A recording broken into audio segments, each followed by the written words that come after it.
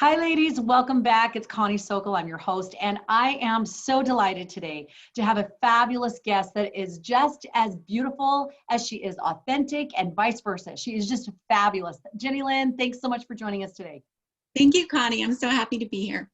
Just a quick background on Jennilyn Jorgensen. She is just a love besides someone who I met through American Mothers. I remember still the motherhood picnic that everyone's at, and I remember seeing you and thinking, she is just sharp. And then the comments that she would make, I was like, well, she's really down to earth. I mean, she looks like Michelle Pfeiffer, and yet she's still down to earth and like someone you could hang with. And I thought, man, I want to get to know her.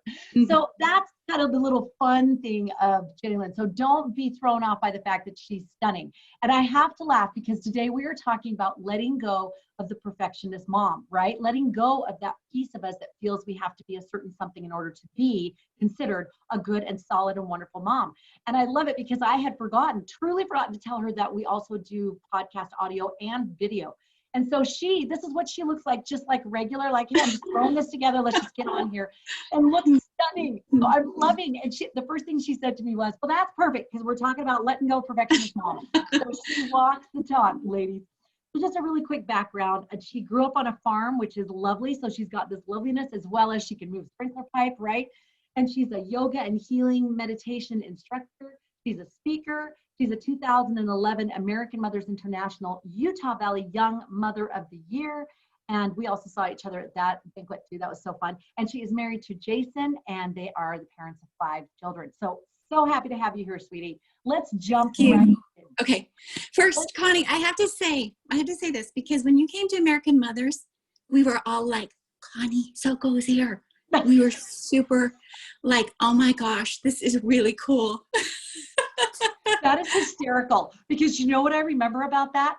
At that picnic, okay, so it's my first time being at American Mothers, and they're fabulous. They're wonderful women. So I come and I'm thinking, well, just for fun, why don't I bring treats? So I am the only one who brings a sugar treat. I bring M&Ms. Everybody else has like herb crusted whatever and sliced vegetables. And I pop out the M&Ms, and what do you think the kids did? They were like going crazy. It was Christmas. They're like, Santa Claus is here. Mrs. Claus is here. Thank you for showing up. I was thinking those people are going, oh my word, who invited her? So anyway, it was pretty funny because after I realized how sweet everybody was, but I was dying. I was like, okay, next time I'm bringing, the baby carrots. Anyway, so let's talk today about the different things that go into this perfectionism. And we know it's been kicked to the curb. We talk about it all the time. Yeah. It is still a struggle. So let's talk about some of the things, patience, mindset, all kinds of different things that go into this. Because we don't just wake up in the morning and go, I'm not going to be a perfectionist anymore. Or wake up and go, I am going to be a perfectionist, right? It's over time and it's choices and it's pressure and whatever. So Alice, you have such a beautiful journey of dealing with this part of your personality. You say, you know what, I'm a recovering perfectionist. How did you know this? Where did this start? Well, none of us are born perfectionistic. I mean, think of us as children. Think of how little children are. They are spontaneous and fun and full of light. And none of us are born as perfectionists. That perfectionism is not a Christ-like characteristic. We come into this world very pure and innocent, and then we are taught perfectionism. And I think I really avoided that as a child up until my, junior high awkward years, when all of a sudden you're like, oh, wow, this isn't cool to wear this, or, whatever it is. And all of a sudden you're like, oh, wow, I've got to fit in.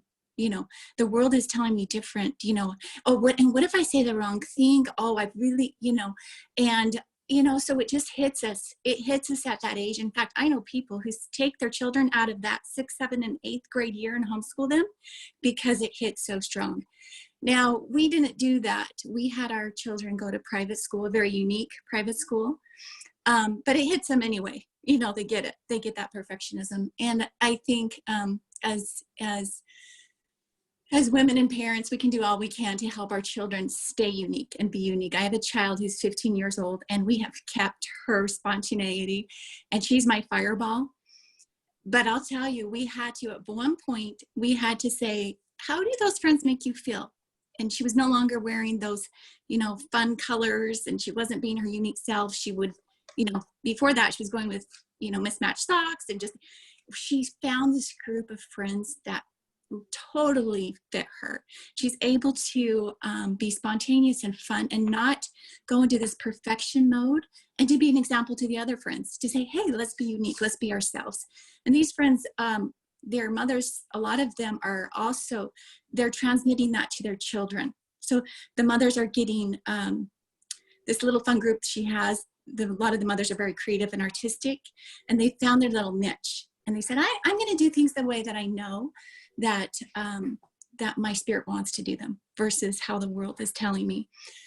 So I certainly, go ahead. Yeah. I love that you talk about the influence on our children, because it does come across when we are worried about how we're going to look, our treats are going to look for the PTA dinner, how it's going to look for the church function. If we've gained 10 pounds and we're all stressed about it and that's all we can talk about.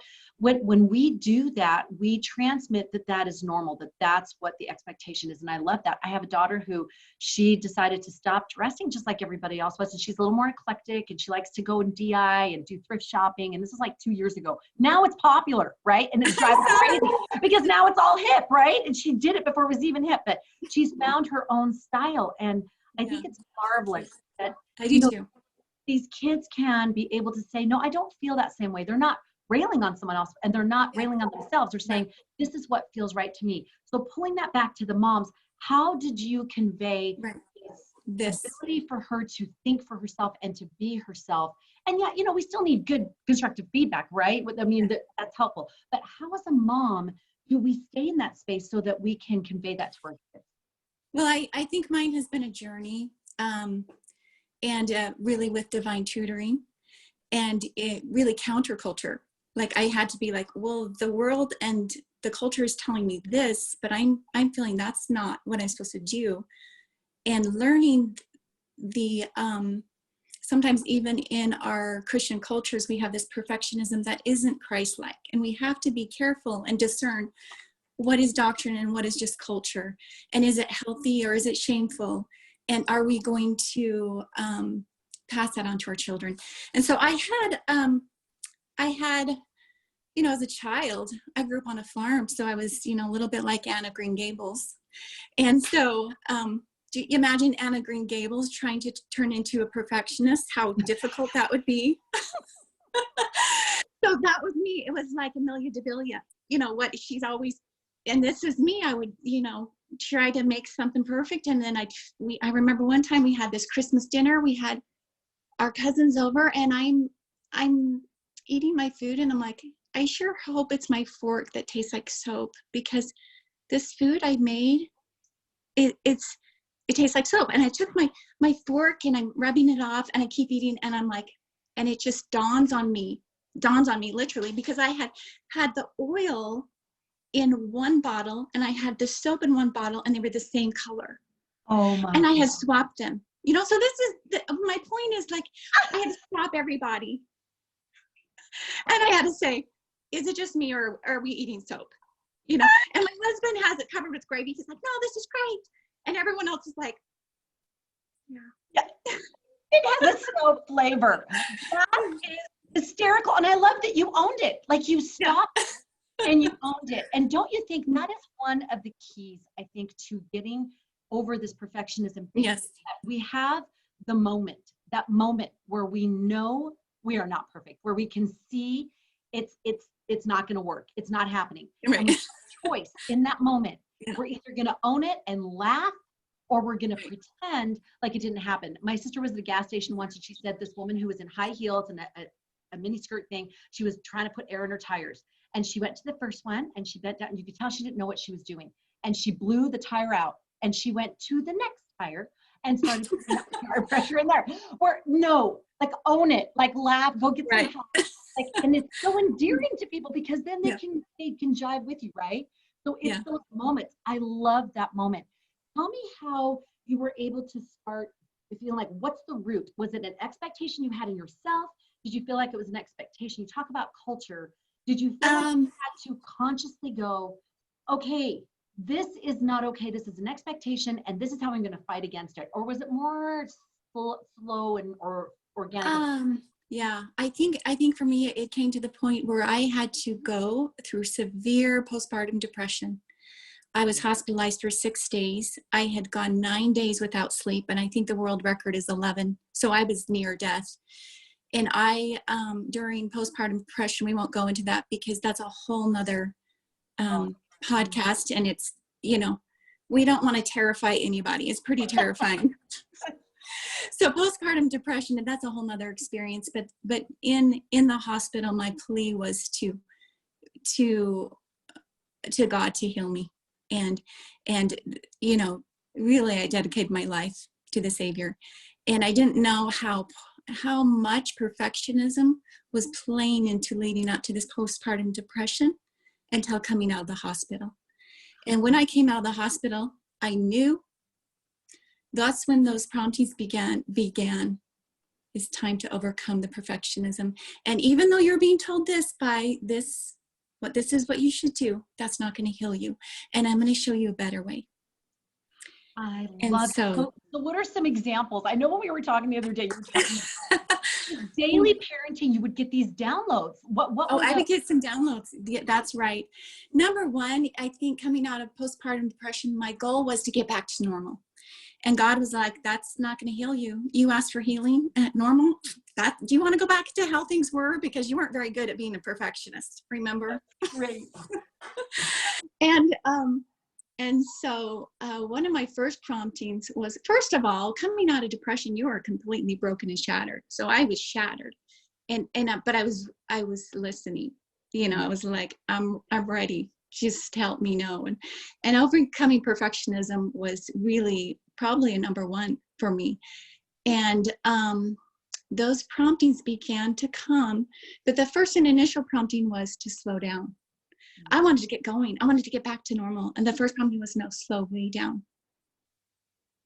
And the Lord taught me during the next following years how He wanted to get me to become a child again, to feel joy. That was number one. I want you to feel joy. I want you to feel love. I want you to learn to love with the authenticity that you had as a child. And that's where He was going with this. But I didn't know at the time sometimes, because I would feel some promptings that were very counterculture. And it was, you go play with your kids all day long and you're going to let the house get messy. And during those times, it was like 4 hours of playing. I would be like, this is hard. Like, it wasn't fun. I was just like, all these things in my mind that I had to do, and then it was just like, focus in. And I'll tell you, after I stayed hundreds of hours of learning how to play, because then we're going to fast forward a few years, the moment that I'm in the sandbox arguing with my child because I want to use the cup on my castle that they're using, the Lord's like, you did it. You are a child. You found the light. I love that, and that, isn't it so opposite in thinking? It's counterintuitive when you think as a mom, what's going to help me? I need to be more controlled. I need to be more whatever. I need to be more this and set these goals. When so often that self-care, that play, learn to play and to enjoy play and let go of cares. I absolutely agree. I love when you were sharing the other day, you're like, you got this download to go play in the sandbox in your white pants. Okay, this was it. I'm like, he brought me back to this memory of childhood. What did you love to do, Jennilyn? You loved the sandbox, remember? You loved to play in the sandbox. And I said, I did. I'm going to go do that. I go in my closet and I'm like, what do I wear in the sandbox? And my white pants, now these are Banana Republic $80 pants, are like blinking at me. And I'm like, no. And then my white Banana Republic shirt is blinking at me. And I'm just like, oh my gosh, he wants me to just let go. And I'm like, he has such an awesome sense of humor. He is so fun. And he's so magical. He is not a perfectionist. So, here I am. That became my uniform, my sandbox playing in the uniform.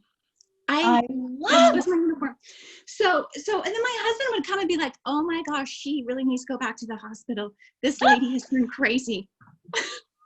She's lost it. And isn't that the truth? I mean, I'm sure families, you know, as you start to practice this learn to play, Yes. you need to give families a little heads up and say, Yeah. Mama's doing it differently. I'm not crazy. It's good. It's all good.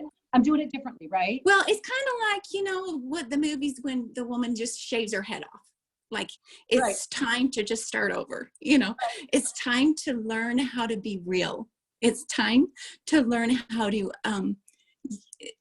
really, perfectionism can block that light that's within us.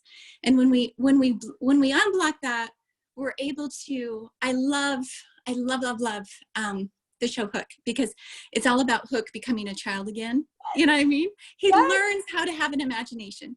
He learns how to, you know, and in the process, he becomes a hero, you know, he becomes real instead of. He becomes a human being. It's a whole person. When one of our jokes in our family is, "You're doing it, Peter," which means, you know, in that movie where they're like, "You're actually playing," when he's sitting at the banquet and he finally sees food, you know, and can play. Yeah, right. I love that part. Yeah, he finally sees it. And I think that's what the Lord finally told me after, we're talking a long, long time, because it was really difficult at first to play, because I had so many fears and worries. I was so broken, and I wanted to just get back to perfectionism. I really did. But I knew that wouldn't heal me, you know, and the promptings were strong to continue to just slow down, learn, you know, there's lots of promptings on share stories, you know. I began to share stories with my children and just, you know, connect with them on this level that I just had no idea would help heal me. I believe any woman who's going through depression should go through a time of play and becoming a child again. I love that. And I love how you show, we think we can kind of laugh a little bit about perfectionism and things like that, but it can be so deadly. It can be so dangerous. And to try to make the all call to really let go of it, like start the process today, just like a poison that you would get out of your system. Because you're right, it poisons relationships with your spouse, with your children, with friends. I've seen friends that, you know, different women that I know that they kind of laugh a little bit about their perfectionist, but then in the next breath, I can feel and see how lonely they are because they can't let go of it. It leads to competition. It leads to this sort of almost self-centered, narcissistic, unintentional, because you're so focused on you and what you're projecting.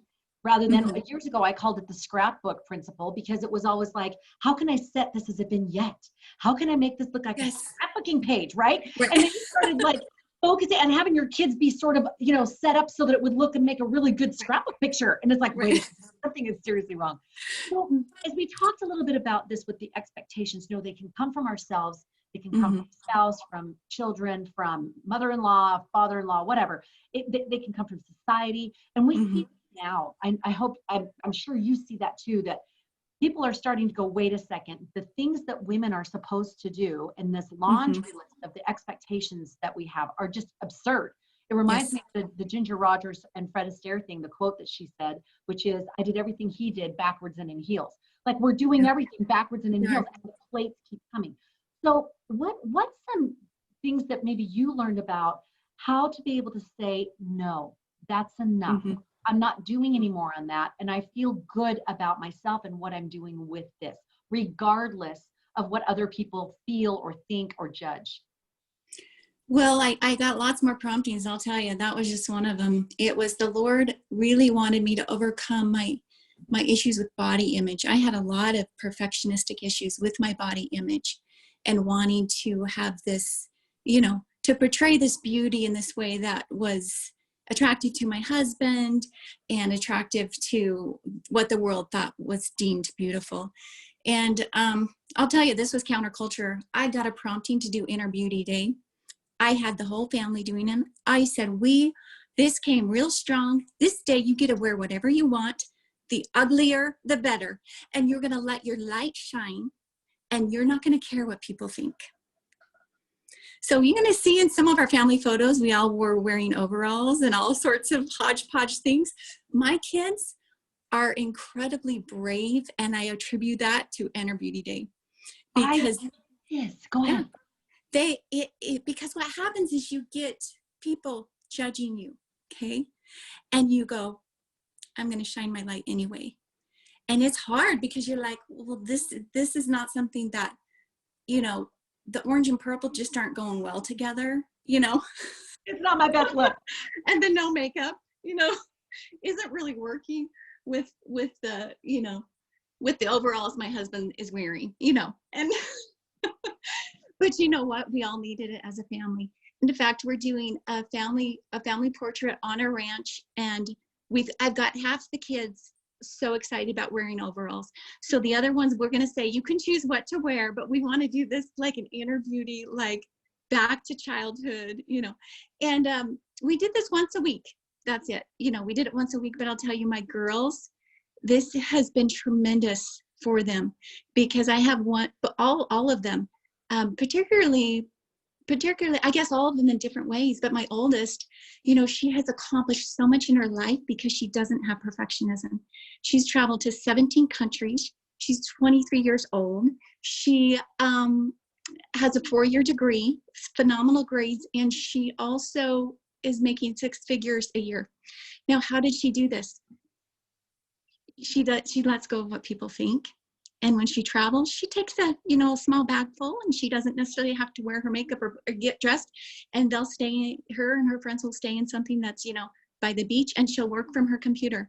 And so, believe me, that all worried me, but the Lord is like, you created this child and she's beautiful, and embrace it and be so proud of her, because she learned at a young age to do what her heart said, and to do things that were not perceived as perfectionistic. Yes. And I think that's a huge piece right there, is setting the normalcy button of being able to say, you can do what your heart feels. Now, we have to live by societal standards and things like that. So it's not like going off the rails, but being able to say, right? Being able to say, okay, that's a preference. We have that language in our home. Some things are laws, and some things are rules, and some things are preferences. So at school, if everybody's wearing XYZ, that's a preference, right? If it's not a school code. So I love that you had this inner beauty day. I almost feel like COVID has been an inner beauty, it has. You know what I'm saying? Because we go into the store and I'm like, whatever. Okay, I got a mask on and we're just going to do our thing. I don't know what to tell you, right? But I love it. I think this has been really cathartic for so many of us, where we've gotten back down to the nubs. We've gotten back down to what matters most. I'm being with my family. I'm dropping off neighbors, and I'm not stressed about, do I have everything as I walk out the door, right? Or do I have everything perfect on me, or like it's okay? Yeah. Do I look a certain way? If my neighbors see me, if so-and-so sees me or whatever. I love this. It reminds me, we talk a lot, and I teach a lot about being a B+er, and how much that has helped me, like that point that you make. I think it's a huge point. It helps us be brave. When we're not perfectionists, then we don't have to reach this imaginary standard. I remember Sherry talking about coming out to BYU, and she wanted to play basketball, and she went to go do tryouts. She opened the door, and she got there early and saw girls trying out, and warming up. Yeah. And she was absolutely devastated. Like, there's no way. She walked around for an hour before she finally went back to her dorm. Later, she finds out when she's given a speech to, the female coach, and there's a big banquet for BYU sports and stuff, finds out that year they were short. The only year out of all the years that this woman coached for years and years, they were short one player. That year that she didn't try out. And Sherry was devastated, but it was the beautiful point that perfectionism leads to self-doubt, leads to insecurity, leads to us living a smaller life. So I love how you have encouraged your daughter to do that. In fact, one of them, is that the same one that wanted to paint her room? No, that's my youngest. And, I sometimes, I do stop my children from a lot of their ideas, believe me. But sometimes I just go, yeah, she wanted to paint her room black. She's my 14-year-old. And it was COVID, and I didn't want her to paint her room black. I really didn't. And I said, well, you can do chalkboard paint black, and then we'll put cute chalkboard. And I'm thinking Pinterest, right? I'm like, how can I make this work? And she's like, no, don't want to do that. She wants to paint it black, and she's, she's determined, and she's got her brother helping her. Well, they haven't started yet because I didn't say yet to go. And then I just, it wasn't even feeling like she was inspired. I just gave in, it was just like, it's COVID. She's trying to cope. She's mourning this loss of school. This is therapy. Go for it. You're going to paint it black, Sweet. So it was more of me just like, I can't deal with this right now. Your room's going to be black. And, but the fun, I guess, the miracle of the story is, you know, they paint it black, and I go check, and I'm like, yeah, it's black. That's for sure. And I was just like, okay, it is what it is. And she, on the computer one day, she said, Mom, I want to hang this picture up. And it was the light at the end of the tunnel. It was the Mona Lisa. She has no idea that is my favorite artwork in the whole world. Like, she didn't know this. And it was like the Lord saying, thank you. Thank you for letting her be creative. And the funny thing is she's not, the only reason she's a fan of this poster is because it was at the shoe store and she saw it. But for her, that was why she liked it. But for me, it has significant meaning. And it just, isn't that cute? I love that. Isn't that so funny that this generation, they'll like certain songs or like classical music of something, and I'm like, oh, where did you get that? And it's from some meme or something. No relation. It's so funny. But I love that you tap into this concept of really control, that perfectionism is about control, and this imaginary control that we think we have and that we're going to attain if we have this superficial perfection. Now we're talking about the Savior perfection, which is he was a perfect man, but that goes back to the word teleos, which is Greek for perfect, which means whole or complete. Yes. So we're talking about perfectionism as the fake, as in the Uber Pinterest, as in if I get everything that looks good, then I am good. And that's kind of what that message is. So this control, I love that you gave up the control that was obviously wise control. It's not like, oh, I want to run into the street and play there with knives. Yes. Yeah. Right. That. It's okay. She want to paint her room black. Well, that's a preference. You would prefer that she would do that, and even maybe a health thing because it is COVID and wow, she's gonna be in a black room. But then I remember you saying to me, you know what? It worked. That artwork with the black. Yes, it worked. It'd be beautiful. Yeah. I love that you were able to lift that control. And I think what we're talking about here is shifting this mindset. So are there any other experiences that came to mind that were pivotal for you, like the Banana Republic, playground sandbox outfit? Were there any other experiences that you were like, oh, this is a moment, this is a choice, and I'm not going back? Yeah, there was. And I think I gave this presentation in your home, and I won't go through the whole thing, but I have it. And it was one evening I was,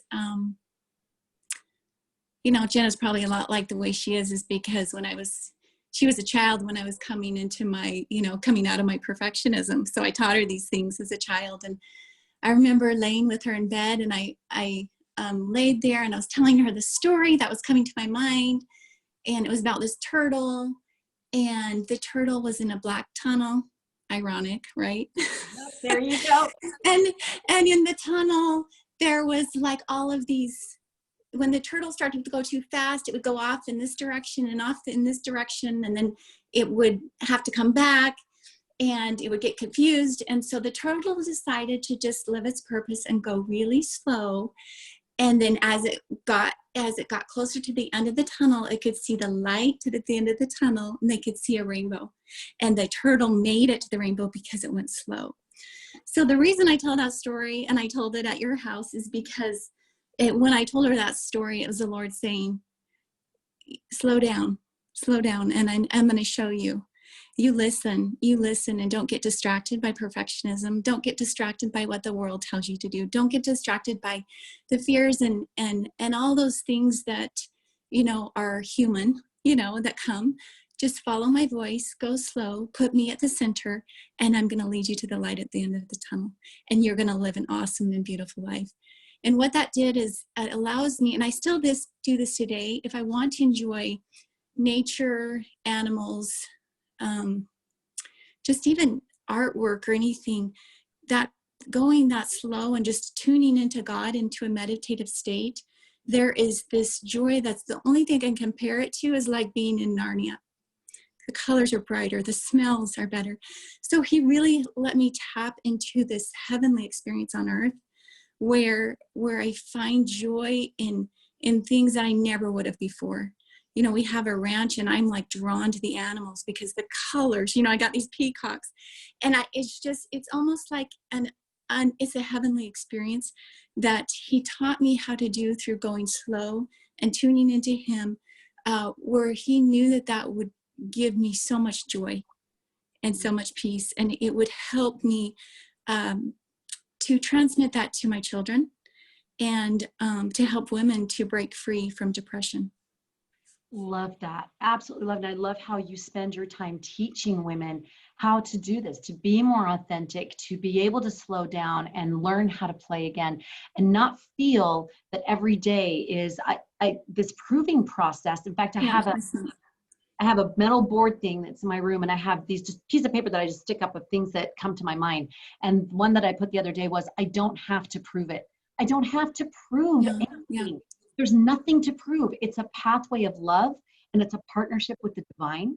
And as we focus on that, and I love what you mentioned about, as you don't give into the distractions of society and others' expectations, as you put him in the center, and as you focus on him, on that, you find the peace. You stay in that peaceful place, and you have to fight for it sometimes, but you stay in that mindset of, oh, this is not about other focused in that way. It's flip the coin, and I'm solid in myself, and I'm going to focus on others because of joy, because I'm here. I love when I see examples of, in my neighborhood, one lady, she was living next door to another one, and the one was laughing. She said, yeah, this one woman is just herself. And she said, yeah, she came over, popped over to the house, and I opened the door, and she's got this plate of gyoza, like pot stickers. And she's like, I don't have any sauce. I don't have a cool plate, but we had extra. Here you go. And she just like that. And I thought, doesn't that just put everyone at ease? When someone is like, be real. Yeah, we're just real. We're ourselves. In fact, sorry, one more story about another friend of mine. She had a party at her house, where she went to a party at another woman's house. And when you have a party at your house, it's all like, get all the nitty gritties and clean for days, and you're exhausted and you're cranky because you want to talk to people because you've been cleaning. And she walked in the door, and she said, we literally had to try to find a path through to get down to the family room. There was baskets of laundry. There was like kids stuff all over, like no joke. But she said, I'm not kidding. That was one of the funnest parties I've ever been to as an adult. So I thought, why can't we be like that, right? So hey, Connie, I want to tell you, that's what we're doing tonight. It's funny how these things work out, because my son's birthday is today, and he's like, Mom, I really want to celebrate with my friends. Sorry. And he's 17. He's like, can we celebrate yesterday? So we celebrated as a family from yesterday. We went to dinner, had our cake. And then and then my daughter's like, hey, it's my friend's birthday tomorrow. Can we bring her here and celebrate today? And I'm like, yeah, we'll kind of just flip-flop. Joby can go there and your friend can come here. So Sasha's coming to celebrate her birthday. And I have to say that our house is that way right now, because we've been at the ranch. We've been finding healing at the ranch. And so what I'm going to do is Jenna's like, we're going to just play on the sports court. And then I'm going to clean the one room, the theater room. So it's going to be like the place that they can come, and the bathroom. And that's it. We'll just throw everything in the closet, wrap it. No one can open it. No one's going to know. Tell them, don't touch that door, but we're good. Yeah. Right. So, but we're going to do it, and we're not going to stop. We're going to keep loving, Oh, that is such a beautiful phrase. We're going to keep loving. And I think that's one of the biggest killers of perfectionism is we lose the love. We lose the love of loving our family, of loving ourselves, of loving our children, of loving others. I just love that we lose the love. And so we can make that promise to ourselves today to say, do I really want those cupcakes to be just so, or do I want to lose the love of my kids who want to taste the stuff and have a big frosting on their fingers, right? Honestly, it's so true.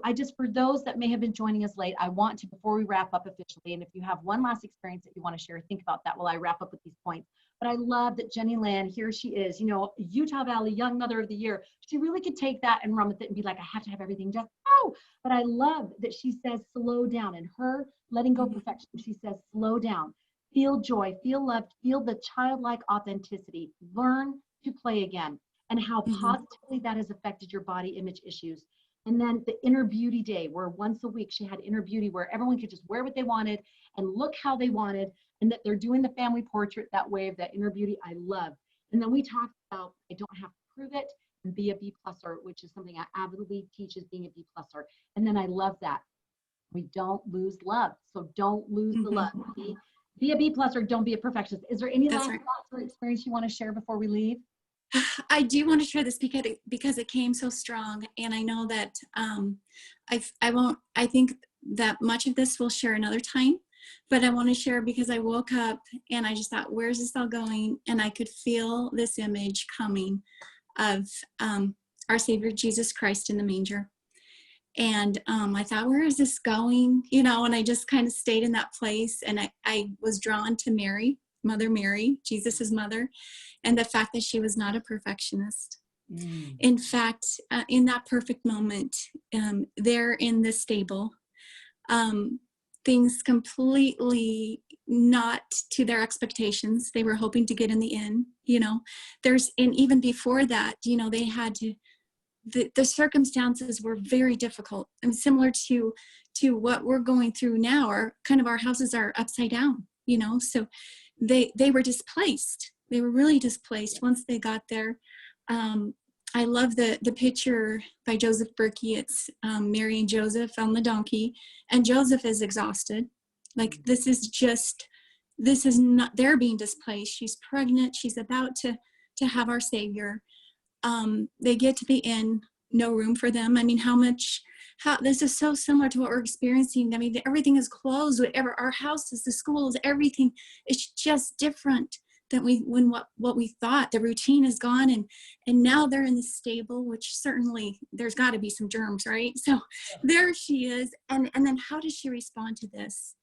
And we know that from the scriptures that there is no greater place on earth with the peace that they feel, even though the circumstances are imperfect. And so we know that I think this is one of the greatest clues our Savior teaches us. He came into this earth in the most imperfect, humble situation, yet he was perfect. And Mary holding him, and the light of Jesus Christ is like, it just came to me. If we put our Savior in the center of our homes, no matter how imperfect, no matter what our manger looks like, it's going to be topsy-turvy right now, most likely, that it doesn't matter what's going on, we will feel the greatest peace because we will have him at the center of our lives. And he is that, the only one who is perfect, the rest of us not. Yet he doesn't promote or claim perfectionism.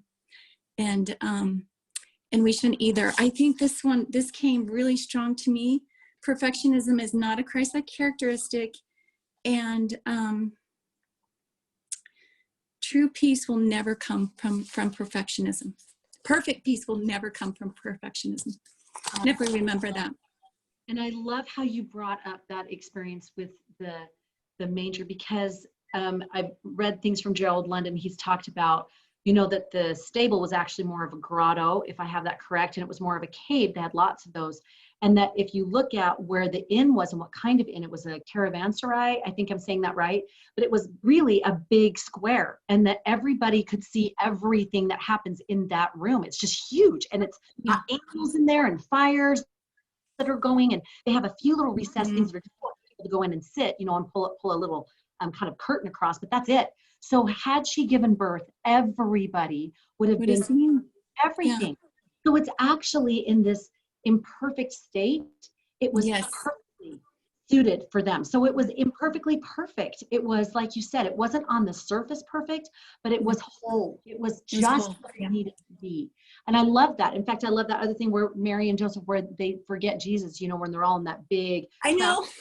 But, you know, and I love, how many of us out there have forgotten a child? You know, I told every child, 7 kids, I told them it's a rite of passage. Everyone gets forgotten one time at least, sorry. But it gave me such comfort to know that Mary had lost her child. I know. She was the mother of the Savior, the Son of God. You know, I look at that and I love that you bring that up, because if that's what the Savior leads here with, I was born into this experience. Yeah. You're right. The point is powerful, and it is pivotal that we get this concept that not only is it a difficult thing to try to do perfectionism, it doesn't work. It's not going to lead anywhere. And it's not how they did it. It's not how Mary did it. It's not how the Savior did it. So why would we, you know? It's not a true principle. So we're going down a wrong road, and it's going to take a whole long time to get back up and go down the right road. So we can stop today. We can start by making those small choices. And just like Tona, you shared, that white pants in the sandbox. Think about the thing that drives you crazy. Oh, I hate when they put stuff on the counter. It just drives me crazy. Or I hate when they slam the door really loud. So maybe you just go over and you slam the door a couple of times just to feel better. Oh right? yeah, the other thing, go break one of your favorite plates and you will have a mismatch of 8 for the rest of your life, and you'll just go, it doesn't matter. I've done that one. I think that's what 7 kids has done for me, is that if I had some perfectionism before, I'm kind of naturally B+, but if I had it, it's gone, because it's like, there's no dignity. There is no pressure I get to have anymore. I love this today. Jennilyn, oh my gosh. I know we could talk for hours more, because this is just so true to women's experiences and so true to life. But if women want to get in contact with you and want to connect with you more about this, what's the best way for them to get with you? I would say the best way where I'm most interactive is Facebook. So you want to connect with me, do it on Facebook. Email, I may not see it for a few days. You know, I text message, I only respond usually if I know the person. So if you Facebook me, I can see your face, you know, we can chat and communicate. But for Connie, I did want to say before we leave, we have got to do this book. We've got to do this, the mom book. You know, we'll title it whatever, but we need to collect stories from mothers, just imperfect, funny stories about children, about, I mean, they don't even have to be mothers, aunts, you know, share these stories, because we as women need to laugh at and with each other. Yes, and what she's talking about is, we were talking about, she brought up this idea of wanting to do a book that really is kind of like, it sounds like, if anybody knows Irma Bombeck, but kind of that, where you're talking about the funny stuff that happens as moms that we can laugh at instead of feeling ashamed about, right? The day that, like one lady who her son didn't tell her about the big sports banquet, they're the parents of 19 children, right? So she's keeping, and she's incredible. She had this huge plexiglass on her wall of tour system and everything. I mean, she was amazing. And he didn't tell her about this sports banquet, comes home, hands her earrings and says, you were the only mom that wasn't there. Crushed, right? This woman's crushed. It's not her fault. But it was that's one of those kind of stories, ladies, where we now can commiserate together and go, yeah, I know. Right. Yeah, I know, I've done that. Go, I got you one better. I'll tell you mine. That's what we're talking about. So if you hear this, send your stories. You can send it to Jennilyn Jorgensen. You can send them to me. You can send them to Connie Sokol at conniesokol.com. It's Connie at conniesokol.com, and I can send them on. We're going to be doing something together. So either way is just great. And that's Jennilyn with an ILYN and Jorgensen with an SEN. And you can check her out on Facebook.